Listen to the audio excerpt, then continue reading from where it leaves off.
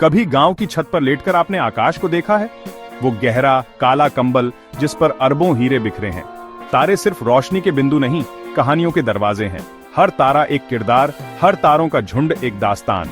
सदियों से हमारे पुरखे इन्हीं तारों में देवी देवता, वीर, राक्षस और प्रेमी देखते आए हैं। ये कहानियां हमें नैतिकता सिखाती थीं, ब्रह्मांड में हमारी जगह बताती थीं। आकाश को देखना रोजमर्रा की चिंताओं से ऊपर उठने जैसा है। जब हम उन दूर के तारों को देखते हैं तो अपनी विशालता और लघुता दोनों का एहसास होता है। ऐसा लगता है जैसे हम समय में यात्रा कर रहे हैं, उन कहानियों को सुन रहे हैं जो हजारों साल पहले कही गई थीं। विज्ञान कहता है तारे गर्म गैसों के गोले हैं, लेकिन पौराणिक कथाएं उन्हें और भी रहस्यमयी बना देती हैं। ओरायन नेबुला में नए तारे जन्म लेते हैं और वही ओरायन एक महान शिकारी की तलवार भी है। ध्रुव तारा पृथ्वी की धुरी के ऊपर है और एक भक्त बालक की आस्था भी। तो चलिए आज रात हम कल्पना के सफर पर निकलते हैं। तारे सिर्फ तारे नहीं, कहानियों के पात्र हैं। हम ओरायन के घमंड, कैसियोपिया के अभिमान और पर्सियस के साहस से सीखेंगे। ये सफर याद दिलाएगा कि हम सब एक ही आकाश के नीचे हैं और उन कहानियों का हिस्सा हैं जो सितारों में लिखी हैं। सर्दियों की रात में 3 चमकीले तारे एक सीध में दिखते हैं। ओरायन की बेल्ट। ओरायन महान शिकारी अपनी ताकत पर इतना घमंडी था कि उसने ऐलान किया वह हर जानवर का शिकार कर सकता है। धरती मां गैया को उसका घमंड पसंद नहीं आया। ओरायन जंगलों में घूमता, जानवरों का संहार करता। उसकी शक्ति अब विनाश बन चुकी थी। गैया ने उसे सबक सिखाने के लिए एक छोटा बिच्छू स्कॉर्पियस भेजा। ओरायन ने उसे हल्के में लिया, लेकिन बिच्छू के डंक ने उसे मार डाला। देवताओं ने ओरायन की वीरता और मूर्खता को याद रखने के लिए उसे आकाश में तारामंडल बना दिया। लेकिन ओरायन और स्कॉर्पियस कभी एक साथ आकाश में नहीं दिखते। एक के उगते ही दूसरा छिप जाता है। यह याद दिलाता है कि घमंड का अंत हमेशा पतन है। जब हम ओरायन को देखते हैं तो सिर्फ तारे नहीं, एक शिकारी की कहानी देखते हैं जिसका घमंड ही उसका अंत बना। बेटेलज्यूस तारा, जो एक दिन सुपरनोवा बनेगा, हमें बताता है कि ब्रह्मांड में कुछ भी स्थायी नहीं। ओरायन की कहानी विनम्रता का पाठ है। सच्ची शक्ति दूसरों का सम्मान करने में है।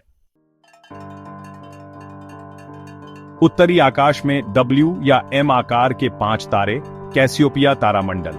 ये रानी कैसियोपिया की कहानी है जो अपनी सुंदरता पर इतना घमंडी थी कि उसने खुद को समुद्र की अप्सराओं से भी सुंदर बता दिया।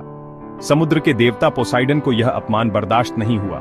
पोसाइडन ने एक समुद्री राक्षस सेटस भेजा जिसने राज्य में तबाही मचा दी। राजा रानी ने भविष्यवक्ता से सलाह ली, राज्य बचाने के लिए अपनी बेटी एंड्रोमेडा को बलि देना पड़ेगा। अपनी बेटी को खोने के डर और राज्य की जिम्मेदारी के बीच कैसियोपिया का घमंड टूट गया। देवताओं ने उसे आकाश में एक ऐसी कुर्सी पर बिठा दिया जो आधा समय उल्टी रहती है, उसके अपमान का प्रतीक। जब हम W देखते हैं तो एक घमंडी रानी की कहानी याद आती है। यह सिखाती है कि सच्ची सुंदरता विनम्रता और दयालुता में है। अभिमान अंततः अपमान और दुख ही लाता है। ब्रह्मांड हमें हमारी सही जगह दिखा ही देता है। कैसियोपिया की कहानी के बाद शुरू होती है एंड्रोमेडा और पर्सियस की अमर गाथा। एंड्रोमेडा को समुद्र के किनारे चट्टान से बांध दिया गया, राक्षस की बलि के लिए। पूरा राज्य असहाय था। उसी समय पर्सियस, जो मेड्यूसा का सिर लेकर लौट रहा था, वहां से गुजरा। उसने एंड्रोमेडा की कहानी सुनी और उसे बचाने का वादा किया। जैसे ही राक्षस सेट्स आया, पर्सियस ने उसका सामना किया। तलवार से लड़ाई के बाद पर्सियस ने मेड्यूसा का सिर दिखाया। राक्षस पत्थर बन गया। एंड्रोमेडा आजाद हुई। देवताओं ने इन पात्रों को आकाश में जगह दी। आज भी कैसियोपिया, एंड्रोमेडा, पर्सियस और सेटस तारामंडल एक साथ दिखते हैं। ये कहानी सिखाती है साहस और प्रेम हमेशा जीतते हैं, सितारों में अमर रहते हैं। सप्तर्षि मंडल और छोटे सप्तर्षि के बीच फैला है ड्रैको ड्रैगन तारामंडल। यह स्वर्ग का प्रहरी है, ब्रह्मांड के संतुलन का रक्षक। ग्रीक कथाओं में इसका नाम लैडन था, जिसे हेरा ने अमृता देने वाले सेबों के बगीचे की रखवाली के लिए रखा था। लैडन कभी नहीं सोता था, उसके 100 सिर हमेशा जागते रहते। लेकिन हरक्यूलिस ने अपने 12वें कार्य में उसे हरा दिया और सेब चुरा लिए। हेरा ने लैडन की वफादारी के सम्मान में उसे आकाश में जगह दी। 4000 साल पहले पृथ्वी की धुरी ड्रैको के तारे थुबन की ओर इशारा करती थी। वह प्राचीन मिस्र का ध्रुव तारा था। मिस्र के पिरामिडों की सुरंगें भी थुबन की ओर बनी हैं। आज ड्रैको हमें कर्तव्य और निष्ठा की याद दिलाता है। उसकी घुमावदार आकृति जैसे आज भी ध्रुव की रक्षा कर रही हो। वह स्थिरता और परिवर्तन दोनों की कहानी सुनाता है, सितारों में अमर। भारत में बच्चों को सबसे पहले सप्तर्षि मंडल पहचानना सिखाया जाता है। 7 तारे जो एक करछुल जैसे दिखते हैं। ये 7 ऋषि मरीचि, वशिष्ठ, अंगिरस, अत्रि, पुलस्त्य, पुलह, क्रतु, ज्ञान और विवेक के प्रतीक हैं। इन ऋषियों की कहानियां वेदों पुराणों में भरी हैं।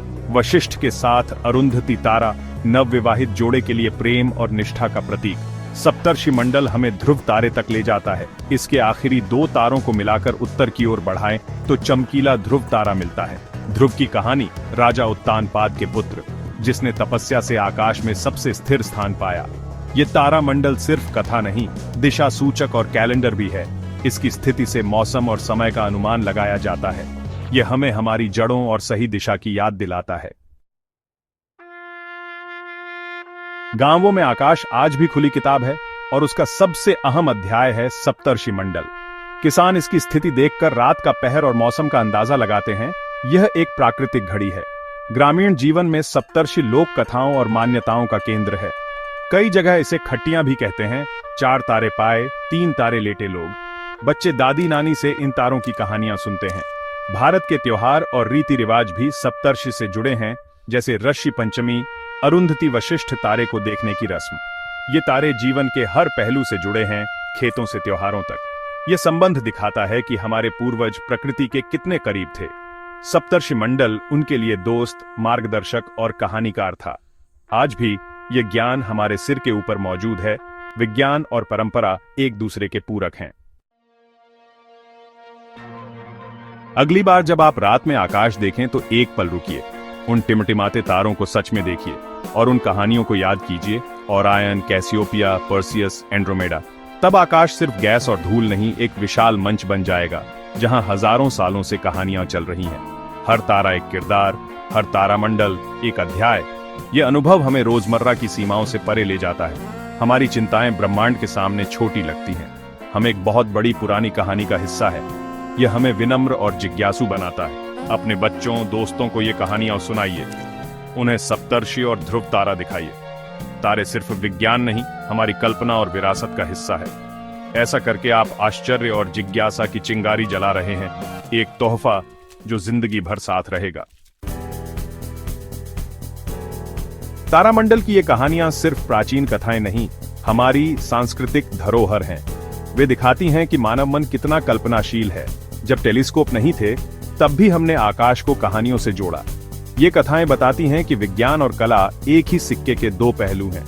खगोल विज्ञान क्या और कैसे बताता है, पौराणिक कथाएं क्यों का जवाब देती हैं, तारों को उद्देश्य और भावनाएं देती हैं। आज की तेज रफ्तार दुनिया में ये कहानियां हमें ऊपर देखने, प्रकृति से जुड़ने और अपने भीतर की कल्पना को जगाने का मौका देती है। हम उस बच्चे को फिर से खोजते हैं जो हर चीज में जादू देखता था। सितारों की यह विरासत हम सबकी है, हमारी साझा मानवता का हिस्सा। ये कहानियां आकाश में लिखी कविताएं हैं जो सिखाती हैं कि सबसे अंधेरी रात में भी उम्मीद के तारे चमकते हैं। जब तक इंसान आकाश देखेगा, कल्पना की उड़ान कभी नहीं रुकेगी।